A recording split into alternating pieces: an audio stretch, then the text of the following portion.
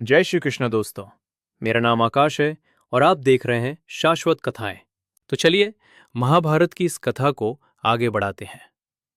अंबा के जीवन में अब कुछ भी शेष नहीं बचा था। न वो काशी की राजकुमारी रहीं, न शल्व की पत्नी बन सकीं और न ही हस्तिनापुर ने उन्हें स्वीकार किया। अंबा का जीवन दूसरों के निर्णयों के बीच टूट चुका था और यहीं से उनके भीतर एक नया संकल्प जन्म लेता है। अंबा ये निर्णय लेती है कि जो उनके जीवन के विनाश का कारण बना, वही उनके प्रतिशोध का केंद्र बनेगा। वो व्यक्ति था भीष्म। अंबा राजसी वस्त्रों को त्याग कर वन की ओर प्रस्थान करती है। अब वो राजकुमारी नहीं थी, वो एक तपस्विनी बन चुकी थी। अंबा की तपस्या साधारण नहीं थी। वो वर्षों तक कठोर तप करती है, अपने शरीर को कष्ट देती है और एक ही उद्देश्य पर अपने मन को केंद्रित रखती है, भीष्म का वध। उनकी तपस्या अंततः महादेव का ध्यान आकर्षित करती है। भगवान शिव अंबा को दर्शन देते हैं। अंबा भीष्म के वध का वरदान मांगती है।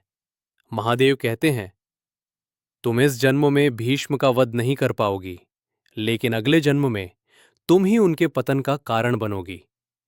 ये वरदान अंबा के लिए पर्याप्त था, लेकिन उनका क्रोध अभी शांत नहीं हुआ था। अंबा ये मानती थी कि भीष्म को उनके कर्मों का उत्तरदायित्व लेना ही होगा और इसलिए वो एक और मार्ग चुनती है।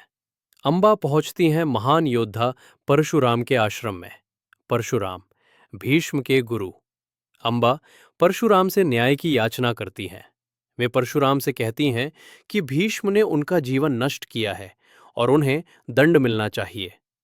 परशुराम धर्म के अनुसार भीष्म को बुलाते हैं और इस प्रकार एक असंभव युद्ध आरंभ होता है, गुरु और शिष्य के बीच युद्ध। ये युद्ध दिनों तक चलता है।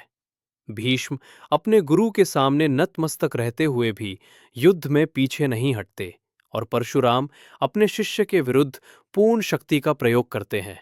ये महायुद्ध देवताओं को भी चिंतित कर देता है। अंततः देवताओं के हस्तक्षेप से ये युद्ध रोका जाता है।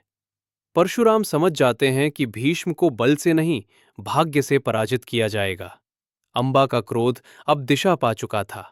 वो जान चुकी थीं कि भीष्म का अंत सीधा नहीं होगा। ये कथा यहीं समाप्त नहीं होती। ये केवल एक बीज था। अगले अध्याय में हम देखेंगे कि अंबा का ये संकल्प किस रूप में जन्म लेता है और कैसे शिखंडी नामक पात्र महाभारत के सबसे निर्णायक क्षणों में उभरता है। महाभारत में कुछ युद्ध कुरुक्षेत्र में लड़े जाते हैं और कुछ मन और भाग्य के बीच, और यही इसकी सबसे बड़ी सच्चाई है। अगर आपको ये महाभारत की यात्रा पसंद आई तो लाइक करें, शेयर करें, सब्सक्राइब करें और जुड़े रहें अगले एपिसोड के लिए। धन्यवाद।